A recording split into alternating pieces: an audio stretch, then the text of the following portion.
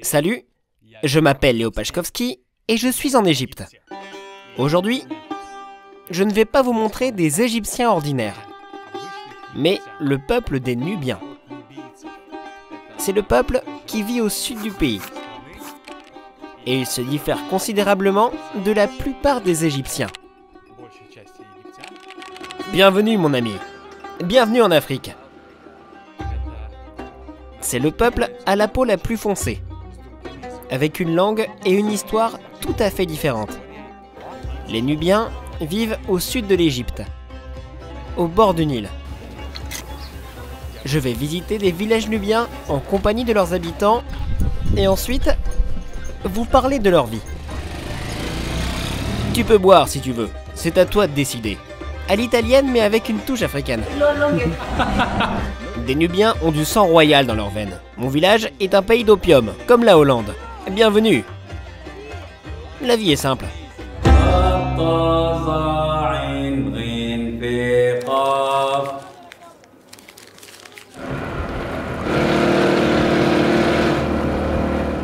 Bon, Ali m'a promis de m'emmener dans son village natal pour nous montrer comment vivent les Nubiens. Des villageois ordinaires. Ali est un Nubien pur sang. Il est né et a grandi dans des villages locaux comme tous ses ancêtres.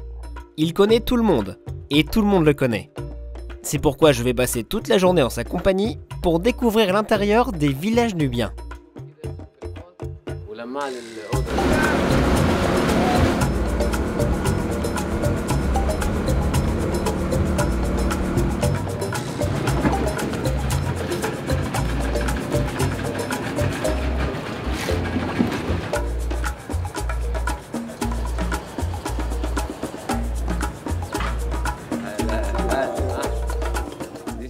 Voici notre fontaine à eau potable.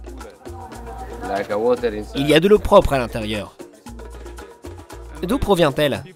Est-ce qu'on remplit les cruches chaque jour? Oui, on les remplit de l'eau propre chaque jour. Tu vois? Il y a de l'eau à l'intérieur. De l'eau potable. C'est très agréable de tenir cette cruche entre les mains. Elle est bonne. Bon, sans doute, c'est une très belle tradition, car chacun qui passe peut venir en boire. Le soleil tape vraiment fort, malgré le fait que c'est fin décembre et que la température est assez basse en général. Mais là, le soleil tape vraiment fort. Bienvenue mon ami. Ces chameaux appartiennent à notre famille. Combien coûte un chameau ? Ce chameau coûte 80 000 livres égyptiennes. Fais-moi un bisou. Il est très caressant. Si joli. C'est un garçon. Il comprend. Il pose pour toi parce que tu as une caméra. Notre vie est belle. À quoi vous servent les chameaux? C'est notre moyen de transport. Uniquement comme moyen de transport? Également pour le tourisme. On emmène les touristes voir le coucher de soleil dans le désert. Nous avons également 2 temples ici.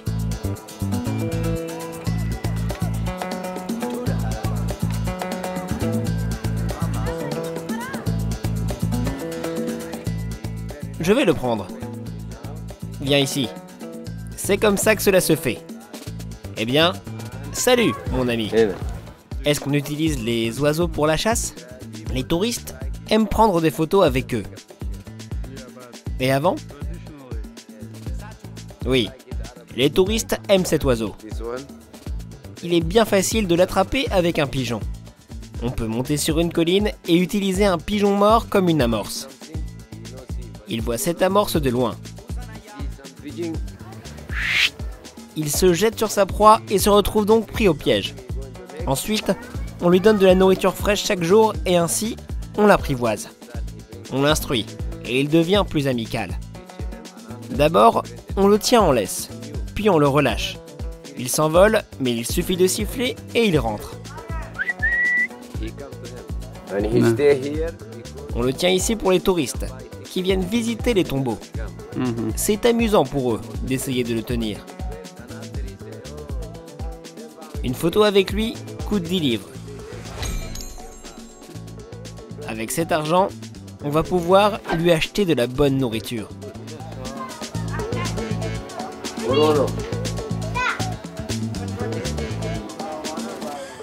C'est la vidéo.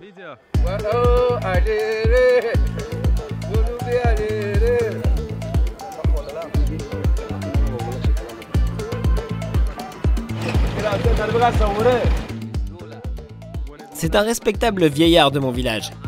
Tu peux lui poser des questions sur notre village. Bonjour. Salut. Parlez-moi un peu de l'histoire de ce village. J'aurai besoin de 2 ans pour te donner un bref aperçu. Qu'est-ce que tu veux apprendre de la Nubie en 1 minute? Ou bien en 2 minutes? Il nous faudrait 2 ans. Voici ce que je peux te raconter sur la Nubie. L'histoire riche de la Nubie s'étend sur de nombreuses années. Il me faudrait plusieurs mois pour te raconter sa plus petite partie. Les gens doivent travailler dur. Notre 75e président était un bonhomme. Un travailleur acharné, comme nous. Le 15e président visitait l'Arabie Saoudite et Abu Dhabi, les pays riches en pétrole. Il fondait des relations avec les gouvernements de différents pays. Le 75e président aidait les gens. Il développait des exploitations agricoles, la construction mécanique, les ports et les élevages de chameaux. Un Nubien signifie un homme d'or. Les Nubiens ont du sang royal dans leurs veines. Des Nubiens sont des gens pacifiques. La vie est simple. Nous invitons tout le monde. Bienvenue au village de Garb Aswan. Merci.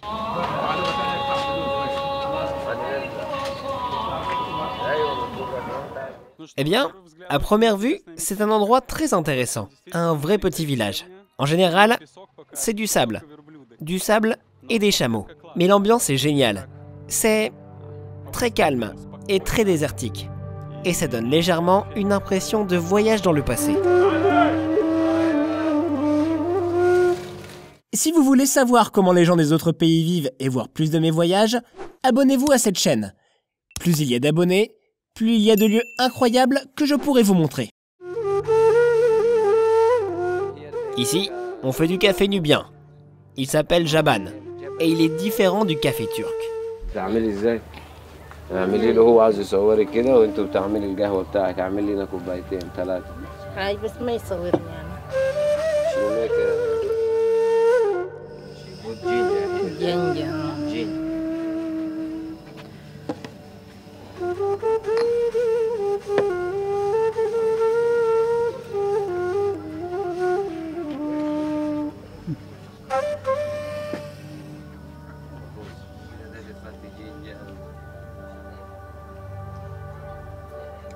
احلى حاجه ان الخشب ده يكون حاجات زي كده كله قدامك كده منظر جبال برضه قلت للناس لا ولا يهمك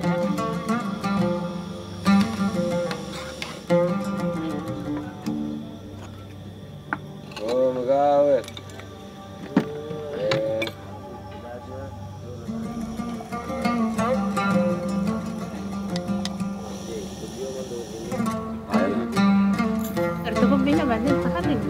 Ok. Shukran. Viens ici, mon ami.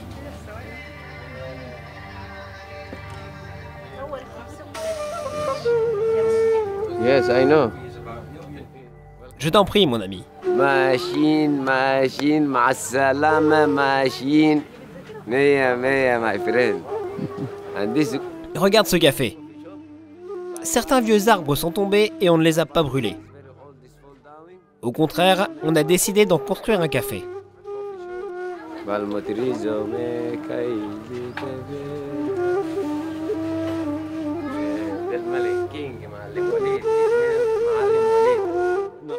C'est préparé si joliment que le processus de fabrication du café m'a fasciné complètement. Je ne peux pas m'empêcher de le goûter. Celui-ci, c'est avec du popcorn. On le prépare ainsi en Éthiopie.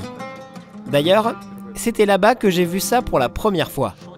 Une petite tasse de café fort, avec du gingembre, à l'italienne, mais il y a aussi une touche africaine avec ça.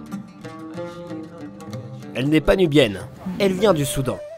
Il y a beaucoup de problèmes au Soudan en ce moment. Beaucoup de Soudanais ont quitté le Soudan pour la Nubie, car les Nubiens sont des bonnes personnes. Ici, elle a un emploi. Les habitants de mon village sont disposés à aider les Africains du Soudan. Ici, on dit que l'Égypte est la mère du monde entier.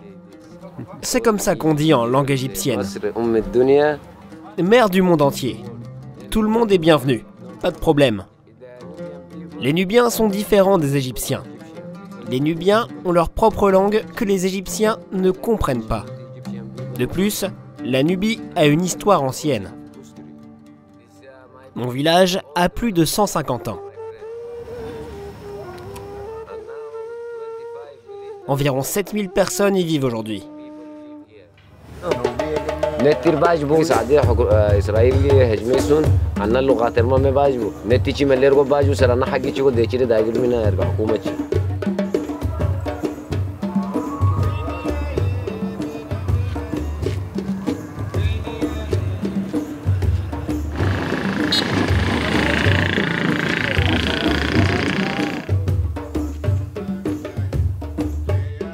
Eh bien, faisons un tour du village. Bon, les rues sont si fraîches. Des hauts murs de clôture protègent contre le soleil. Il est donc beaucoup plus agréable de se promener ici. Ce gars est très intéressant. Il parle toujours au téléphone, règle des problèmes quelconques. Il est impossible de lui parler, car il y a toujours quelqu'un qui l'appelle. C'est un homme bon. Il porte des vêtements traditionnels nubiens. Il s'appelle Adjamet. Tu peux lui dire bonjour. Bonjour, bienvenue.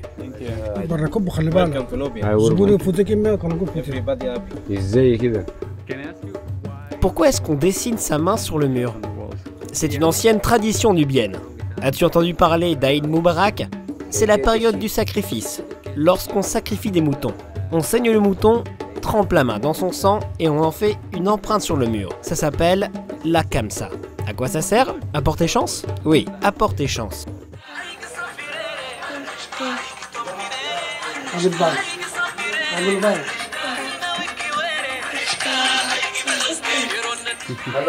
Bonjour. Bonjour. Que c'est beau chez vous? C'est beau.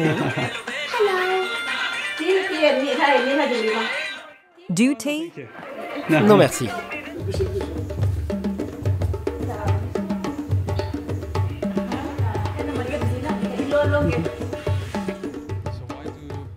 Pourquoi chaque maison est-elle entourée d'un mur de clôture si haut?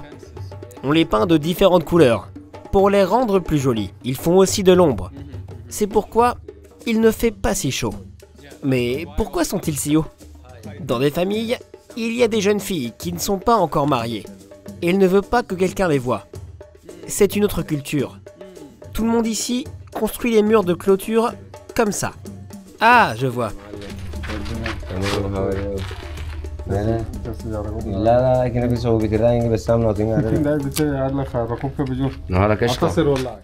Merci mon ami. Beaucoup de gens ici consomment des choses différentes. C'est l'Afrique. Les gens sont libres ici. Il n'y a pas de police ici. Nous sommes tous une seule famille. Et les étrangers ne viennent pas ici. Il n'y a qu'une seule famille ici. Que feraient les étrangers ici? Il n'y a pas de police ici. La police, c'est là-bas, à Assouan. C'est une terre de liberté. Je ne suis pas fan de l'alcool. Peut-être tu aimes ça. Certains Nubiens aiment prendre un verre. Pas de problème. Malgré le fait qu'ils soient des musulmans? Oui, c'est de la liberté. Si tu veux boire de l'alcool, bois. Si tu ne le veux pas, ne bois pas. Je vois. Chacun choisit sa propre voie. Et pourquoi tant de gens ici aiment Bob Marley? J'ai remarqué beaucoup de dessins de Bob Marley partout. Parce qu'en Afrique, on aime fumer du cannabis. On n'aime pas fumer du hashish, car il contient des produits chimiques. Le cannabis, c'est naturel. C'est une plante. Des Nubiens fument toujours la chicha. Mon village, ça ressemble à la Hollande. C'est un pays d'opium et de liberté. Mais cela ne veut pas dire que tout est autorisé. Il y a un système, une culture. C'est-à-dire, c'est comme ça depuis longtemps? Oui, depuis des temps anciens. Cette maison est très vieille. Elle n'est pas construite en ciment, mais de sable noir. C'est comme ça qu'on faisait des maisons auparavant. C'est comme ça qu'on faisait des briques? Oui, on faisait des briques avec du sable. On mélangeait du fumier de vache et de chameau avec du sable noir. On ajoutait de l'eau et on laissait reposer. Et on laissait reposer ce mélange pendant une semaine. Quand ça commençait à sentir mauvais, on en fabriquait des blocs. On déposait le mélange sur une pièce de bois, le coupait et le retirait. Et c'est ainsi que ces blocs se formaient. On les laissait sécher au soleil pendant 7 à 10 jours. Une fois durcis, ils servaient à construire des murs. Et les murs étaient très solides. J'aime que tout soit coloré ici. Par exemple, le Caire provoque une grande tristesse, car tout n'y est même pas gris, mais plutôt d'une couleur sable. Et ici, dans un village au milieu du désert, tout est si coloré. Jaune, bleu, tout est orné. On a même décoré une voiture comme ça. Regardez que c'est beau. Super. Visitons le magasin local. On a beaucoup de choses ici. Ça a l'air un peu chaotique. Bonjour. En fait, pour un magasin de village, c'est plutôt bien. Beaucoup de sucreries, beaucoup de biscuits, de bonbons, de crème glacée. Il y a plusieurs sortes de viande congelée. Donc, il y a un réfrigérateur qui est rempli de nombreux produits qui sont semi-finis. Du savon, des cosmétiques, des produits chimiques ménagers. Il y a aussi des sacs de pâtes, de riz, de maïs, mais aussi des haricots. Le fromage est excellent. Magnifique magasin.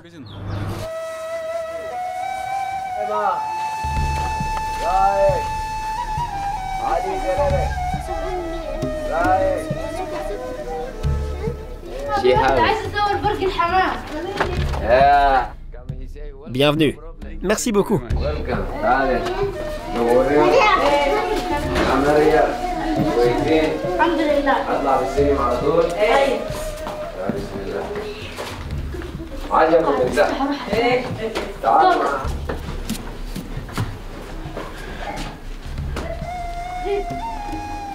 Waouh, c'est un pigeonnier. Ok. Ils s'envolent le matin et reviennent le soir. Il faut tenir cette porte fermée pour ne pas laisser entrer les renards. Les pigeons entrent par ces petits trous et les renards n'osent pas le faire. S'ils sautent dedans, ils ne pourront pas sortir. Pourquoi les gens élèvent-ils des pigeons? Les pigeons sont délicieux. On les farcit de riz et on les mange. Certains hommes nubiens qui veulent avoir des enfants en mangent beaucoup. Cela ressemble au Viagra. Les pigeons au riz sont une sorte de Viagra nubien. Ils donnent de l'énergie. Donc, on élève les pigeons pour les manger. Oui, on en a généralement une dizaine. On les nourrit, on les dresse. Ils savent que c'est leur maison. Le matin, ils s'envolent. Et avant le crépuscule, ils reviennent pour se coucher, boire de l'eau et voler dans le village. La nuit, ils dorment ici. Est-ce qu'il y a beaucoup de pigeonniers ici? Oui, beaucoup dans mon village. C'est mon ami. Il a une maison d'hôte qui s'appelle Aragid Guest House.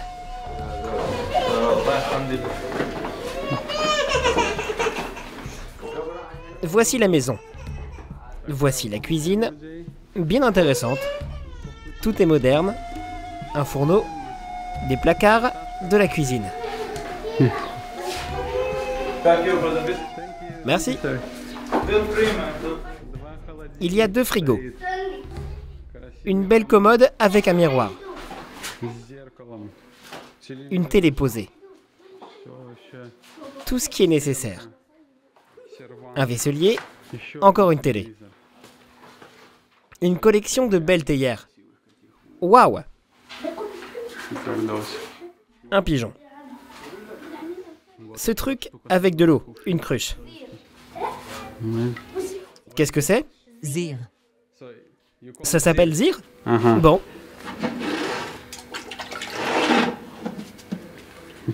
Merci. Aujourd'hui, apparemment, je vais jouer à la roulette de l'eau. Et boire de l'eau d'origine inconnue partout. Mais ce ne serait pas poli de refuser. En fait, elle est très bonne. On dirait qu'elle vient du puits. Salut, c'est mon ami. Enchanté, enchanté, bienvenue. Merci.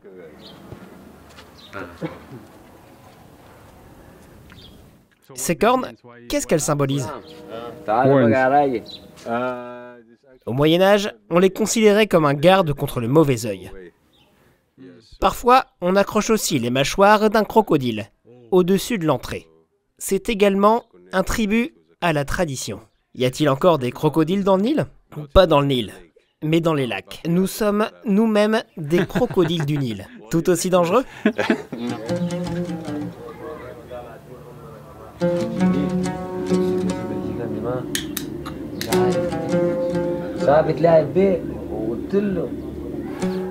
Je viens du village Garbe-Assouan. C'est le plus grand village nubien d'Assouan. L'histoire de la civilisation nubienne est très riche. Elle compte plusieurs milliers d'années. Les touristes qui viennent en Égypte aiment visiter les pyramides et les temples. Ceux qui s'intéressent à l'histoire vont vers le sud de la Nubie. C'est là que l'histoire commence. Le premier calendrier au monde a été créé en Nubie, à Nabta Playa, 40 km d'Abou Simbel.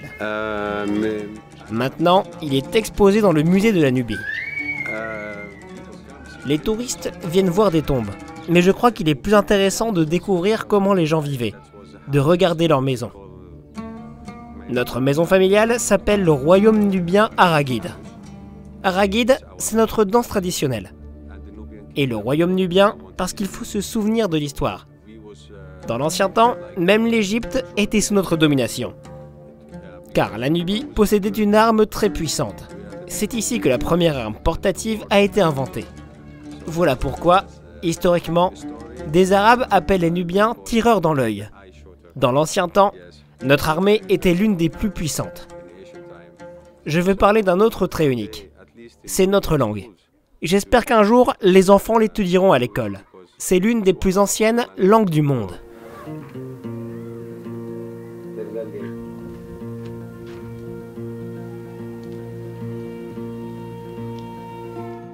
Regardez comme c'est décoré. Super. On a bien envie de vivre dans une telle maison.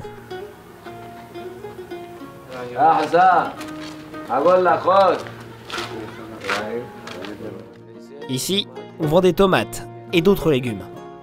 Cet homme vient du Soudan. Peut-on lui demander de nous raconter son histoire?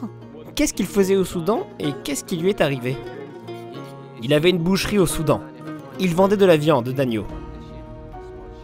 Il est venu ici, car on n'achetait pas de viande. C'était trop cher. Il n'avait plus d'argent. Les Nubiens l'ont aidé. Maintenant, il a sa propre affaire. Il subvient aux besoins de sa femme et de ses 2 fils. Maintenant, il vit dans mon village. Combien coûte la location? Il paye 1000 livres par mois.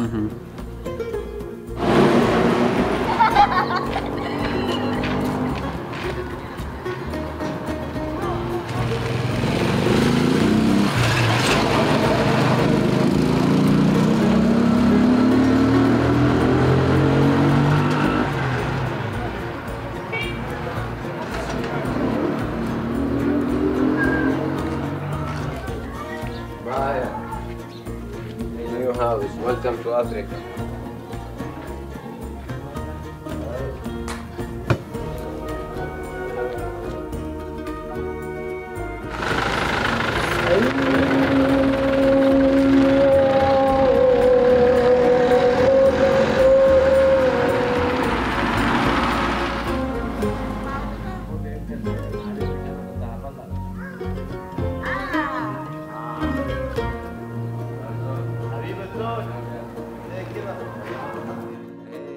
Mon ami, je vis ici toute ma vie. Je suis né ici. C'est toute ma vie. Dans cette maison? Toute ma vie est dans cette maison. Veux-tu voir? Je vais te montrer ma maison. Il y a 4 tombes dans la basse-cour. Allons voir. Allons. aussi. Yes. بالشرشوبة كده يغسلوا في الحوض ولماع للأوضة دلوقتي. Voilà comment je vis. Je suis né ici. Ma mère est morte ici. J'ai 6 frères. La plupart d'eux sont mariés. Je vis ici avec mon jeune frère. J'ai 3 sœurs qui vivent dans d'autres maisons. Elles viennent faire le ménage et laver mes vêtements. C'est ma chambre. Es-tu marié? Non. Mais j'ai une petite amie. Elle vient d'Espagne. De l'Espagne? Oui. Je ne vais pas me marier avec une femme nubienne. Tous mes proches sont déjà mariés ici. Je veux fonder une nouvelle famille. Pourquoi as-tu décidé de ne pas te marier avec une femme nubienne? Tous mes frères se sont mariés avec des femmes nubiennes. Je veux prendre un autre chemin et fonder une famille d'une autre manière. Et donc, peut-être que j'épouserai cette femme et dans quelques années, j'aurai une grande famille. Irais-tu vivre en Espagne? Non, je n'irai pas là-bas. Elle dit qu'elle viendra me voir. Qu'elle arrivera dans 4 jours et qu'elle restera avec moi pendant 1 mois. C'est super. Quel âge a-t-elle? 38 ans. Et toi? 37. Nous sommes du même âge, mais elle est en bonne forme. Elle fait du sport. Voici la chambre dans laquelle je suis né, et je vis toute ma vie.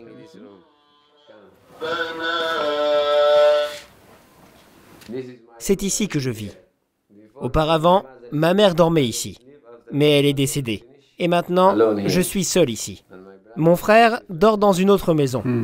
J'ai commencé mon affaire avec une chambre dans cette maison. Je n'avais pas cette nouvelle maison avant. J'ai commencé avec une chambre dans cette maison. Je vais te montrer. C'est ici que je reçois les touristes pour la nuit. Quand les autres viennent, ils passent la nuit dans cette chambre. Il y a la Wi-Fi et un climatiseur ici. Une belle chambre au style nubien. Tout le monde aime séjourner dans une maison nubienne. Tu vas épouser une Espagnole. Devra-t-elle se convertir à l'islam? Oui, peu à peu. En effet, un musulman peut épouser une chrétienne, mais pour la femme musulmane, c'est interdit. Tu as dit que tu voulais avoir des jumeaux. Oui, des beaux enfants, du sang mixte. Voici la salle de bain. C'est son intérieur. Au style européen. Oui.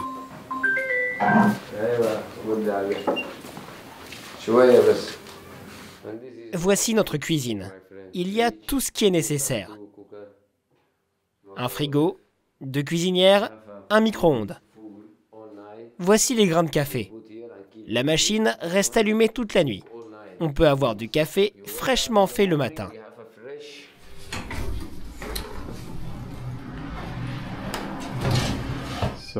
Qu'est-ce que tu vas cuisiner?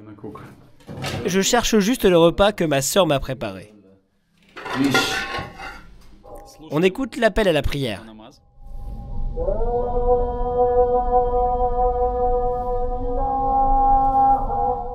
Nous n'allons pas prier, mais déjeuner. Ça a l'air simple, mais incroyablement délicieux. Parle-moi de la cuisine nubienne traditionnelle. C'est un poisson pêché par un pêcheur nubien.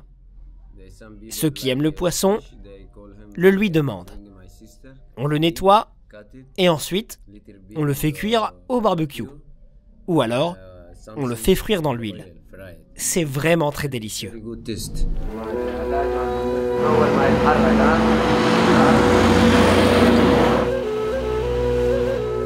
Beaucoup de gens de mon village vont travailler en Arabie Saoudite. Ils reviennent ici avec de l'argent et ils bâtissent des grandes maisons comme celle-ci. Par exemple, si l'on a 2 fils et une fille, le premier étage est destiné aux parents, le deuxième est pour le fils aîné, et enfin, pour la fille. Un seul bâtiment pour toute la famille. Combien coûte la construction d'une maison pareille? Trop cher. Une maison comme celle-ci coûte environ 2 millions de livres. Combien peut-on gagner par mois en Arabie Saoudite? Par mois, environ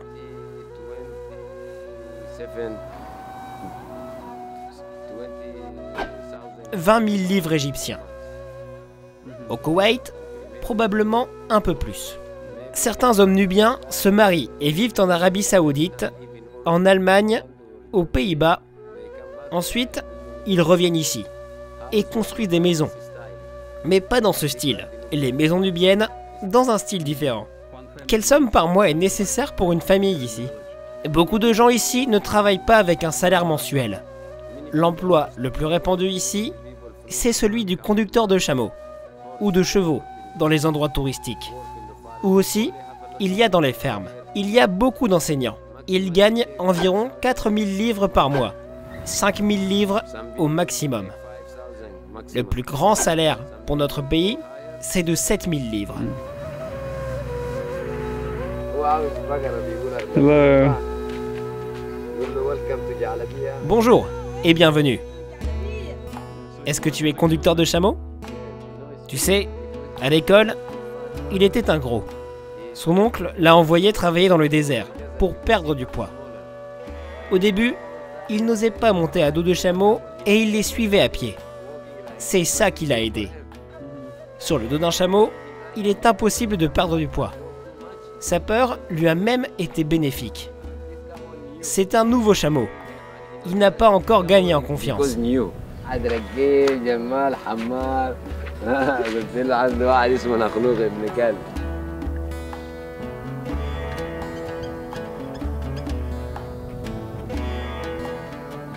Cette porte a une longue histoire. Elle est très ancienne. La maison a presque 100 ans. C'est inhabituel à l'intérieur. L'entrée est très haute. Elle est difficile à construire. Seuls les Nubiens vont construire les arches de cette façon. Au contraire, les Égyptiens ne la construisent pas. Ils ont peur d'être enterrés sous les pierres. Un bâtiment abandonné très particulier, avec une cour ancienne. Oui, ça a l'air d'avoir en effet 100 ans. Ou peut-être 20 ans. Les maisons dans ce quartier sont très anciennes, mais elles ne sont ni démolies ni détruites, car elles font partie de l'histoire. C'est beau, chaleureux, mais pas confortable. Il y a 2 ans, lors des pluies prolongées, de nombreuses maisons ont été détruites. Alors, le gouvernement égyptien a fourni une assistance et a construit de nouvelles petites maisons pour les affectés. Ces petites maisons sont assez petites, mais les gens ont été vraiment tout de même reconnaissants à l'État.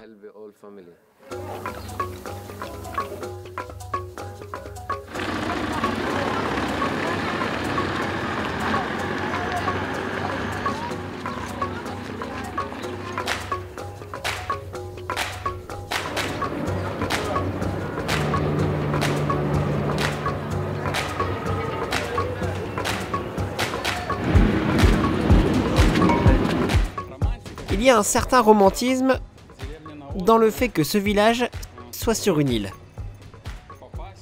Pour venir ici, ou au contraire, partir pour la ville, il faut aller au quai. Il y a un ferry. Oh, ils sont partis sans moi. Le plus impressionnant est le fait que beaucoup de gens utilisent les voiliers traditionnels, les felouks. Ce sont des voiliers traditionnels égyptiens. C'est incroyablement beau. Il y a encore une particularité de ce village sur l'île, et c'est l'absence de véhicules. Et c'est bien sûr ce qui définit en grande partie le rythme paisible de la vie ici. Quand on a un voilier, il est impossible de se déplacer rapidement. On dépend du vent. C'est pourquoi personne n'est pressé.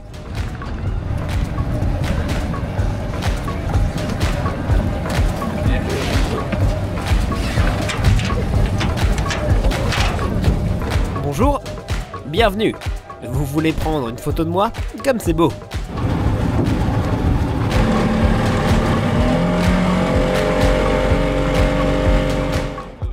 Je trouve qu'il est bien curieux que les hommes et les femmes prennent leur place différemment dans différentes sections dédiées du bateau.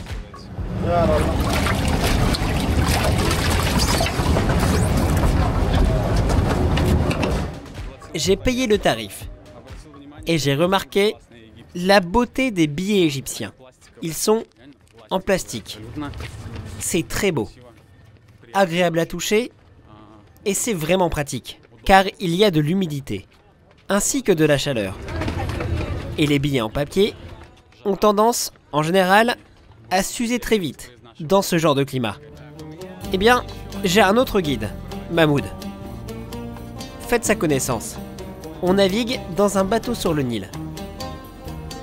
Où va-t-on? Maintenant, nous allons dans un village nubien. Il y a beaucoup de villages nubiens.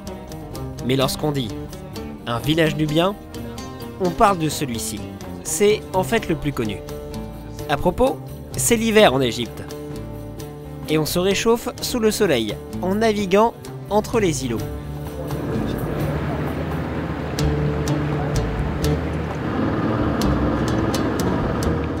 Mahmoud appartient à une autre génération de Nubiens. Il a son dernier examen à l'université dans un domaine lié aux technologies d'information. Mais il a accepté de passer la journée avec moi pour montrer comment les traditions nubiennes vont se mélanger avec la vie moderne. Elle est froide et gratuite.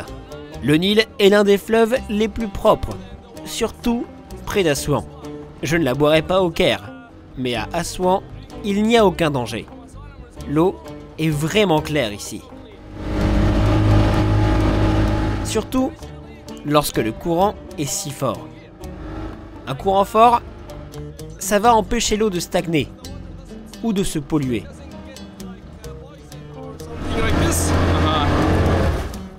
J'ai soif. Il y a un proverbe égyptien qui dit « Celui qui a bu du Nil veut toujours y retourner. Si tu veux retourner en Égypte, alors tu dois boire l'eau du fleuve. » Ces gars, ils boivent toujours l'eau du fleuve, tu sais. Eh bien, je ne m'attendais pas à une telle attraction, potentiellement mortelle. Bien sûr, mais rien à faire. Il faut vraiment que j'essaye. Bon. Je vais déguster un peu.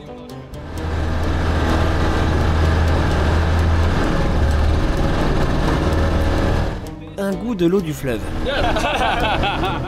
Eh bien, croisons les doigts pour que ça ne tourne pas mal. Maintenant, tu vas voir une perle cachée. Une perle? Oui, un trésor. Une bénédiction pour les habitants d'Assouan. Peu de touristes connaissent cet endroit.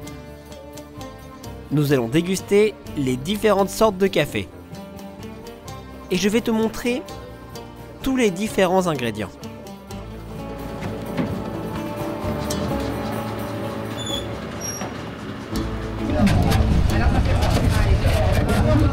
C'est notre moyen de transport traditionnel.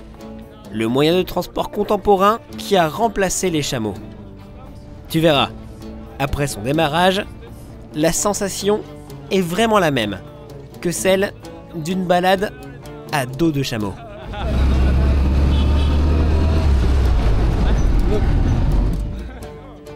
Je tourne la tête et soudain, je vois encore un passager. Ici, il y a des traditions intéressantes. Si la porte est fermée, donc le maître dort ou est absent. Maintenant, c'est l'après-midi.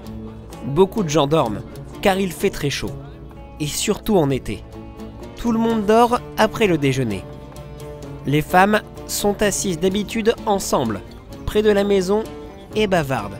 Cuisinent, vaquent à leurs occupations. Les villageois commencent à travailler très tôt pour aider leur famille. Par exemple, j'ai commencé à travailler à l'âge de 12 ans. Et c'est assez tard. D'habitude, les garçons commencent à travailler encore plus tôt. J'ai commencé à 12 ans, car je faisais bien mes études à l'école. Mon père ne voulait pas que je travaille quand j'étais enfant. Mais pour moi, c'était une question de principe. Je ne voulais pas qu'il porte seul toutes les responsabilités. Je voulais aider. J'ai commencé par le travail sur le chantier. Je transportais du ciment et des briques. Et ensuite, je me suis blessé au dos. Et donc, j'ai dû quitter le chantier. J'ai donc commencé à conduire un tuk-tuk comme celui-ci. Est-ce que les enfants étudient-ils la langue nubienne à l'école? Non. Uniquement à l'oreille. Autrefois, la langue nubienne avait un alphabet. Mais il est maintenant oublié. C'est une langue orale que nous entendons de nos parents. Nous la retenons et ensuite nous la parlons. Je m'appelle Roman. Enchanté. Eh bien, je ne m'attendais pas non plus à ce revers de situation. À ce qu'on m'emmène à apprendre l'arabe. Il m'a bien préparé des activités inattendues. J'ai bu dans le Nil. Et au fait, je sens quelque chose d'étrange dans mon estomac. Peut-être que c'est psychosomatique. Ou bien, peut-être que j'ai tout simplement faim. Apparemment, au retour, il faut prendre quelque chose contre les parasites. Juste pour être sûr. D'abord, nous allons apprendre les chiffres arabes de 1 à 10. 1, 2, 3, 4, 5, 6, 7, 8, 9, 10. Répétez après moi. واحد واحد اثنين ثلاثة واحد اثنين ثلاثة تسعة 10 10 Je ne m'en souviens pas. Where أوي Toski توسكي Where Toski Where توسكي Toski توسكي Isko Demen Je ne m'en souviens pas. L'essentiel, c'est qu'on ne me frappe pas avec un bâton. Repeat after me. Okay. Ditch Where Where Toski Kemis Ditch Where Toski Kemis Ditch Maintenant, l'alphabet arabe. Alef B B T T C C Alef B T C ألف ب ت س كاف لام ميم نون هي واو يه كاف لام ميم نون ه واو ي ضاد طا ظا عين غين في قاف كاف لام ميم نون هي واو يه. Bon, on entre dans la maison.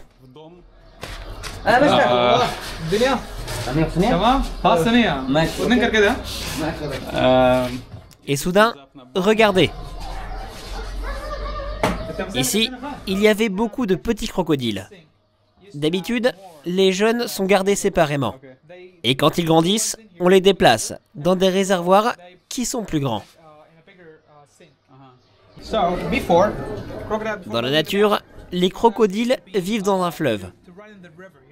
Avec le temps, leur nombre augmentait. Et ils ont commencé à poser des problèmes aux pêcheurs, ainsi qu'aux bateliers. Beaucoup de pêcheurs ont été attaqués par les crocodiles. Des gens ont commencé à accrocher des mâchoires de crocodile au-dessus de l'entrée. C'était comme une amulette, de la chance. Plus grand est le crocodile dans ta maison, plus fort tu deviens. Alors les gens ont décidé de ne pas tuer les crocodiles, mais de les garder ici. On a continué à les chasser sans les tuer. Et on les garde ainsi dans ces réservoirs.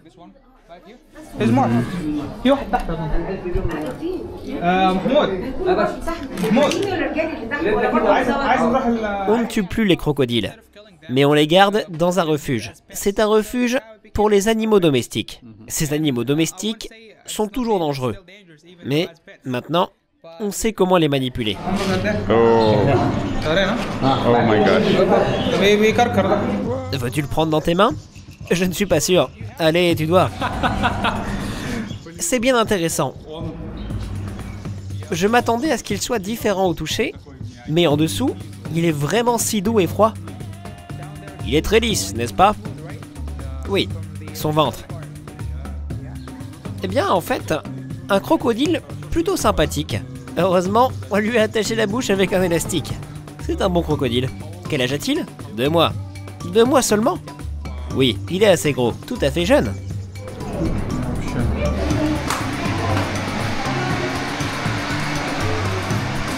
Regardez cette belle cuisine. C'est très chaleureux ici. Voici des épices différentes.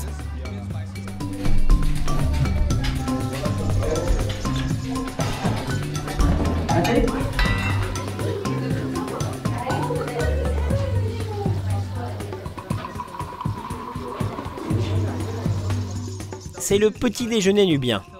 Mais il peut être aussi un dîner.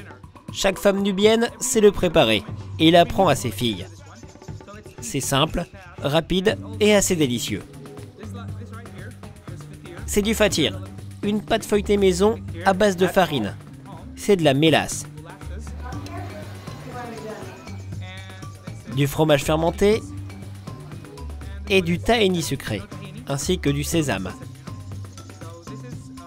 Un petit déjeuner ou un dîner nubien oriental. C'est de l'hibiscus, l'une des boissons nubiennes les plus célèbres. C'est une boisson rafraîchissante pour un été chaud. C'est vraiment très rafraîchissant. Tu devrais déguster toi-même pour l'apprécier.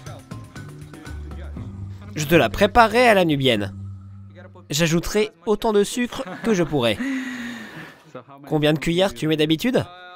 D'habitude, j'en mets 3 cuillères. Je ne sais pas si c'est beaucoup pour toi.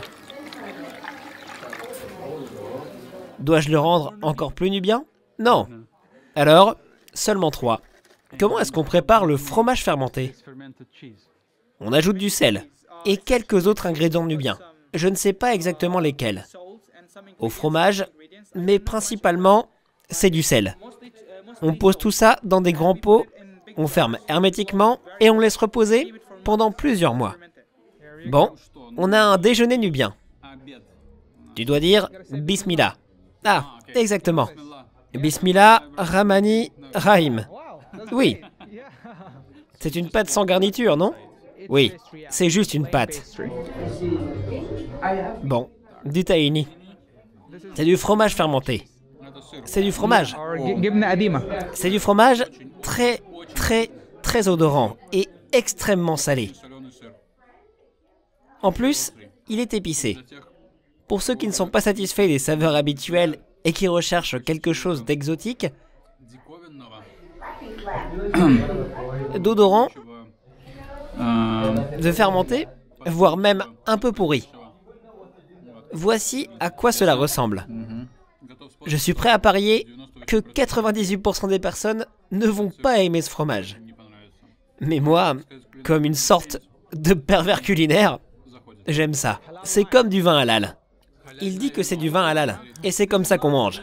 Non seulement en Nubie, mais aussi en Égypte. On arrache un morceau de fatir. Comme ça, on l'appelle windalota, ce qui signifie l'oreille de chat. See? And there we go. Je vais essayer de faire l'oreille de chat. J'adore cette forte odeur de fromage. Je crois que vous ne pouvez pas imaginer. La moitié des conducteurs de ces tuk-tuk, de ces taxibus locaux, sont des enfants. Certains d'entre eux sont si jeunes. Ils n'ont que... Quel âge a ce garçon? Come, Zama. Il a 12 ans. 12 ans? Et celui-ci? Son tuk-tuk ne marche pas? Quel âge? 6 ans? Okay. Es-tu conducteur également? Non? Oh, Dieu merci.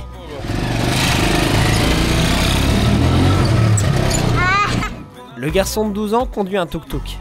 Et beaucoup, à 12 ans, regardaient encore des dessins animés.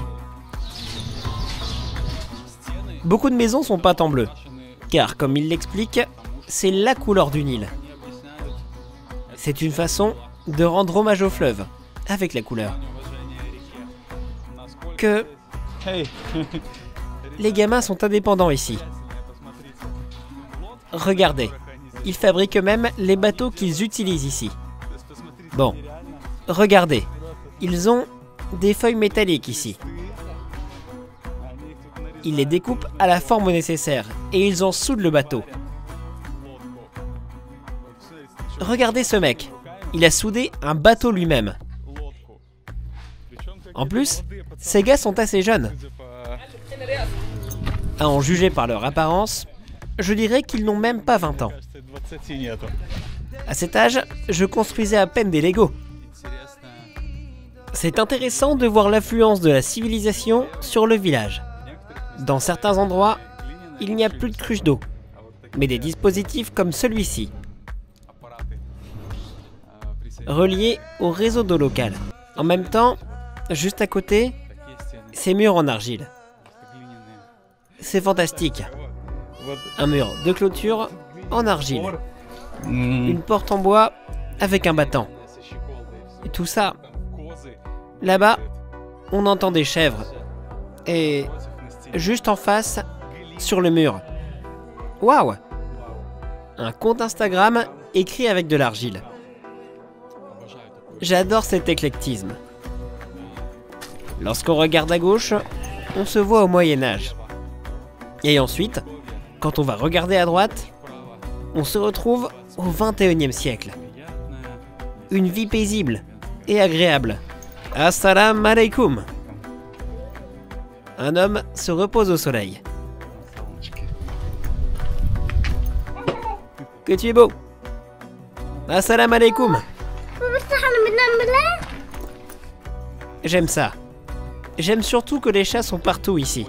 Comme s'ils étaient les maîtres de l'île. Regardez.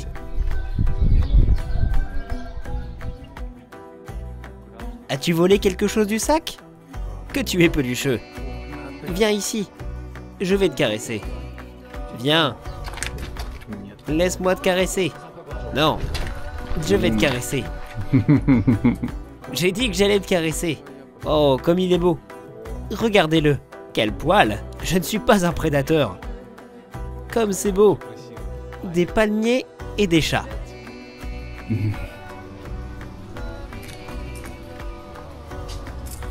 C'est bien intéressant que ces récipients d'eau ressemblent tant, par leur forme, au gvévri géorgien dans lequel on fait du vin. Apparemment, leur forme va s'expliquer par le fait qu'auparavant, on les enterrait. Quel genre de personne suis-je? Je ne laisse pas les chats se reposer tranquillement. Salut mon ami.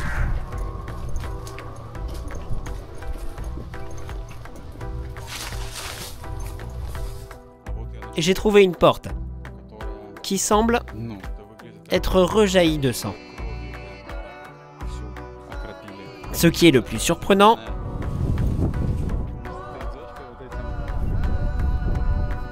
c'est qu'on se promène parmi ces ruines en argile du village, où tout est pauvre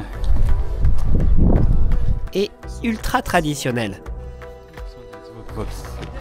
Regardez, il y a des poules là-dedans.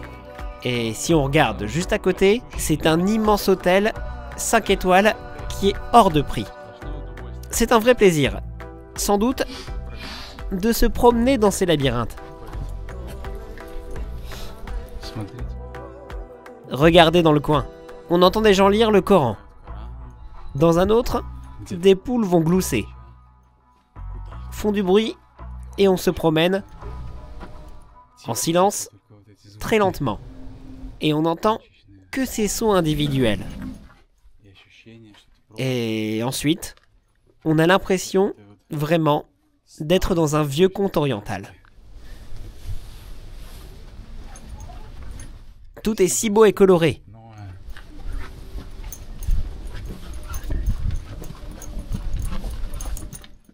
Une impression absolue. Du voyage dans le passé. Dans une autre réalité.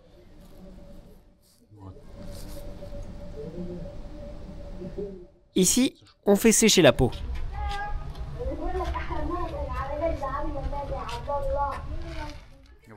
Et ici, il y a d'autres peaux qui sèchent. on fait sécher des peaux contemporaines.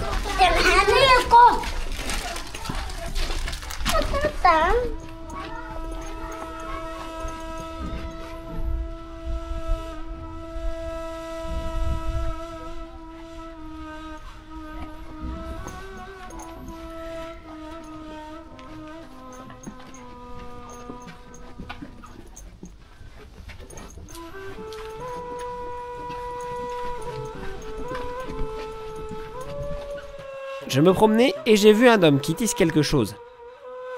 Je ne comprends pas si ce sont des tapis ou des écharpes. Wow. Avez-vous tissé tout ça vous-même? Oui, tout ça. Et vraiment?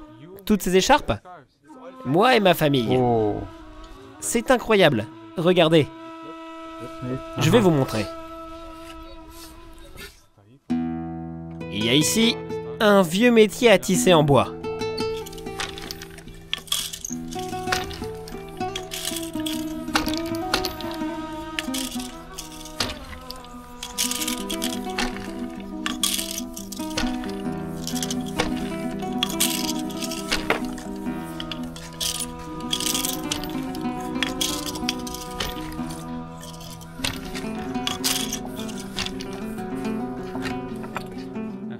Combien de temps faut-il pour créer une écharpe? Environ 5 heures. 5 heures? C'est du pur coton.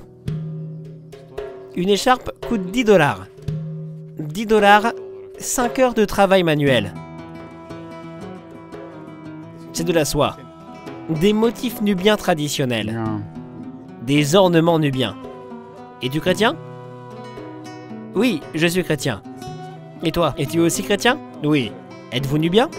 Non, je suis chrétien. Il y a un fait intéressant ici.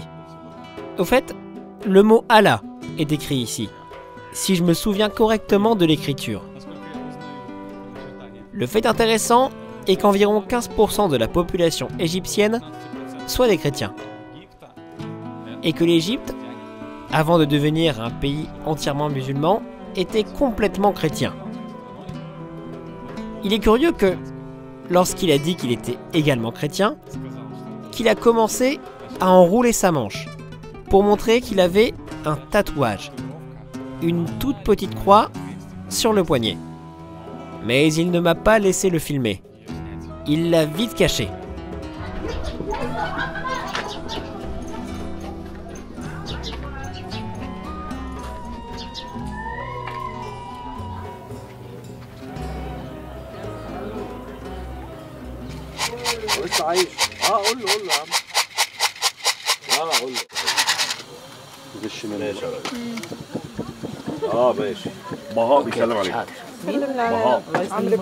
Nous sommes arrêtés à un autre café.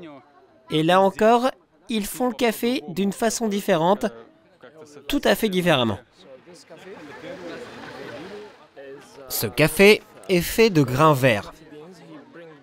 Ensuite, ils sont torréfiés, moulus, avec de la cardamone, de la noix de muscade, du ginseng, du girofle et du gingembre.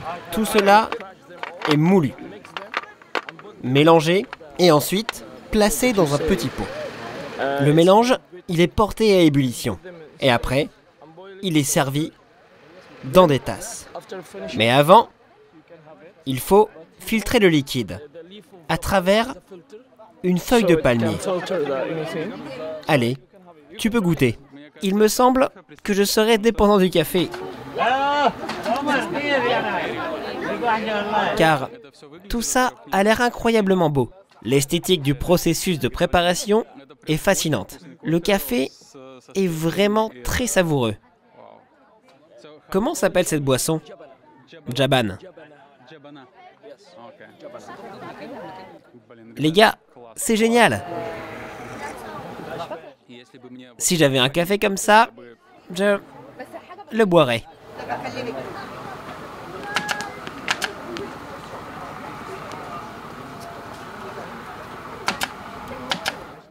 Pendant que je buvais mon café, Mahmoud s'est soudainement levé et est allé dehors pour prier.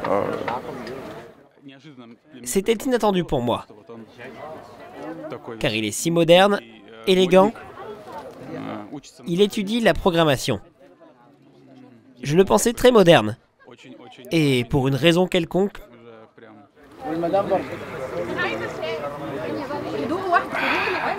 pas forcément très religieux.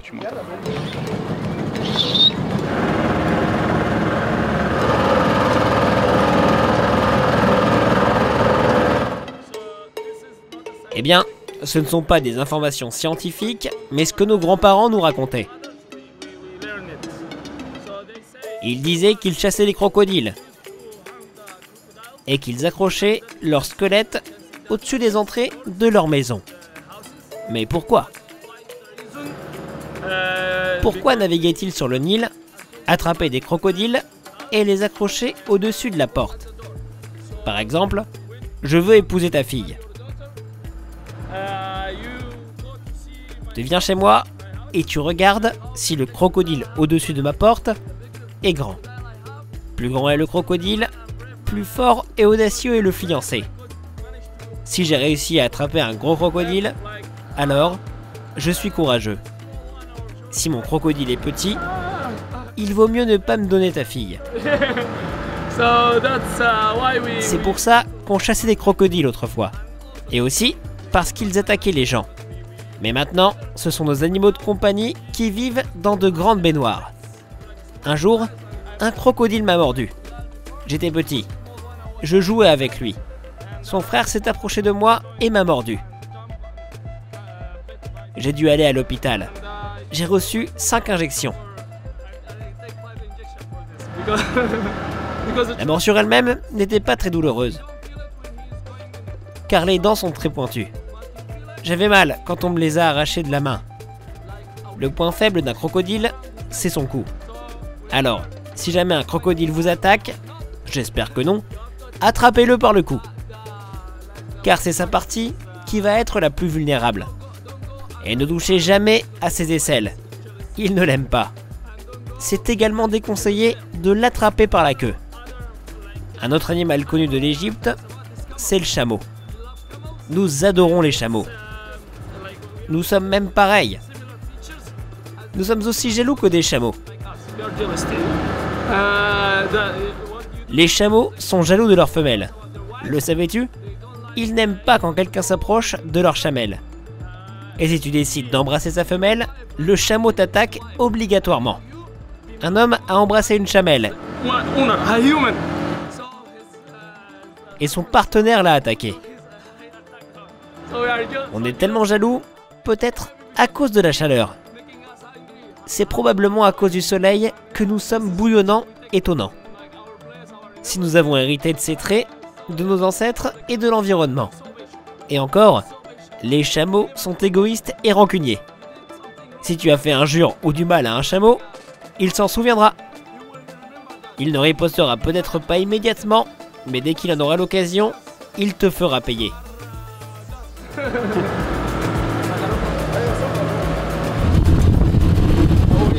Dans ma famille, j'ai la peau la plus claire de tous mes frères et sœurs, cousins et autres. Quand j'étais petit, tout le monde m'appelait blanc. Cela m'offensait beaucoup. Avoir la peau claire, ce n'est pas bon? Lorsque j'étais enfant, je pensais que ce n'était pas bon. Mais maintenant, je ne le pense pas. Je ne classe pas les gens selon leur couleur de peau. Maintenant, ma peau est plus foncée et ne brûle pas autant au soleil. Plus ma peau est foncée, mieux c'est pour moi. Je préfère la peau foncée pour la vie dans un pays ensoleillé. Est-ce que la peau des Nubiens est d'habitude plus foncée que celle des Égyptiens? Oui, la peau des Nubiens est en général plus foncée. Tous les Nubiens ont la peau foncée. Seuls certains sont un peu plus clairs. Les Égyptiens, pour la plupart, sont plus clairs. Il y a beaucoup de métis à peau plus claire, mais seulement quelques-uns ont la peau très foncée. J'ai des cousins à peau très foncée. Ils ne sont pas égyptiens. À propos, nous connaissons bien tous nos proches. Je sais qui est mon père et qui est son père. Je m'appelle Mahmoud Abdourahim, etc. Et tous leurs noms sont nombreux. Je connais les noms de mes ancêtres paternels. Des milliers ou des centaines. Non, une trentaine.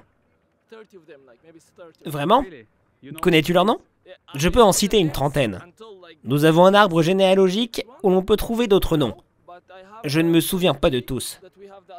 De combien d'entre eux te souviens-tu? Peux-tu en citer quelques-uns? Je peux te montrer notre grand arbre sur Internet. Tout commence par le prince égyptien nommé Ahmed, fils de Muhammad Abu Ja'far, puis Youssef, puis Ibrahim. ابن عبد المحسن ابن القطب الأنور الحسين الفاسي ابن محمد ابن موسى الأشهب ابن يحيى ابن عيسى ابن علي التقي ابن محمد بن الحسن الخالص العسكري ابن جعفر الزكي ابن الإمام علي المهدي ابن الإمام محمد بن علي بن الإمام حسين الصبح ابن الإمام علي بن أبي طالب كرم الله وجهه. Les autres noms, je les connais par cœur. C'est la généalogie du prophète, qui veut dire que je suis apparenté au prophète Muhammad. Je suis l'un des descendants de son cousin. Je connais ma généalogie depuis le prophète. D'un ancêtre nommé Amadab, à un autre nommé Mansour. Notre arbre généalogique est très grand, et nous nous souvenons de tous les noms et les gardons. Nos femmes ne prennent pas le nom de leur mari. Nous considérons les femmes comme indépendantes. Leurs familles ont leur propre héritage. Changer de nom de famille, c'est comme voler l'histoire familiale. Nous ne le laissons pas. Les femmes héritent du nom de famille de leur père et grand-père. C'est ainsi que se poursuit l'histoire des familles nobles. Il est vraiment surprenant de constater qu'il y a très peu d'endroits habitables ici. On pourrait penser, il y a le Nil. C'est un grand fleuve. Et des villes et des villages sont construits sur ses rives. Mais à peine 30 mètres du fleuve, et on voit que le désert commence. C'est tout. Seules les dunes à perte de vue, et ça, dans toutes les directions. La vie n'existe que sur cette petite bande étroite. Quand j'étais enfant, nous jouions à un jeu. Il est un peu risqué. Nous allions dans le désert pour nous promener là-bas. Et puis, il fallait trouver le chemin du retour. Personne de nous ne s'est perdu. Nous étions en groupe. À propos, si quelqu'un se perdait, il ne perdrait pas le jeu, mais sa vie. Tout était en jeu. On se guidait par le soleil, en regardant l'ombre. C'était l'une des plus anciennes compétences nécessaires pour survivre. Sans elle, il était impossible de survivre. Les enfants aujourd'hui ne savent plus faire ça. Mais à mon époque, c'était essentiel pour sortir du désert et retrouver le chemin du retour. Les garçons ne jouent plus à ce genre de jeu. Les jeux d'enfants sont bien différents aujourd'hui. Ils passent leur temps sur TikTok et Instagram, leur téléphone à la main. Ils deviennent paresseux et ne connaissent pas la vie réelle. Dans mon enfance, nous vivions la vie réelle. Nous jouions dans la rue, allions nager la nuit. Ma mère me racontait qu'ils séchaient les cours pour aller se baigner dans le Nil. Et nous jouions à des jeux dangereux dans le désert. J'ai de nombreuses cicatrices sur la tête après ces jeux. Par exemple, après la bataille des pierres. Nous nous jetions des pierres. C'était notre enfance ici. Je ne sais pas si les enfants dans d'autres régions de l'Égypte jouaient à ces jeux. Notre enfance était intéressante. Regarde ces cicatrices. Elles sont toutes liées à nos aventures, mais c'était amusant. Pour ma mère, par contre, ce n'était pas du tout amusant. Elle m'aurait tué si elle l'avait appris. D'habitude, je rentrais à la maison couvert d'écorchures. De nos jours, malheureusement, les enfants jouent à d'autres jeux.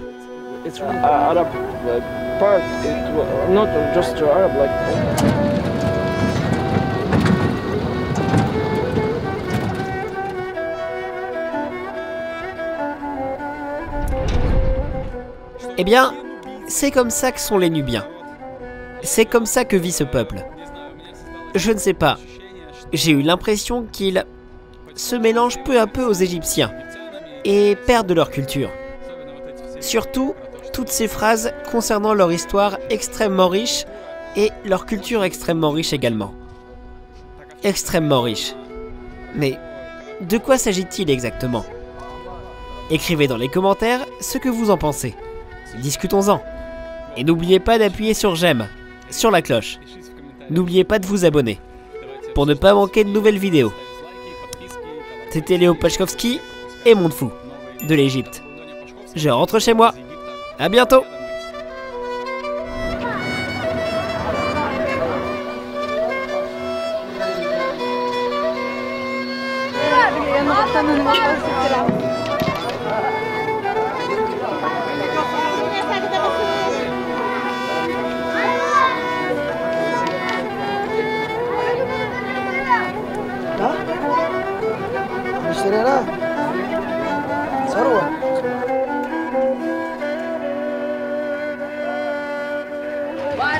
Again?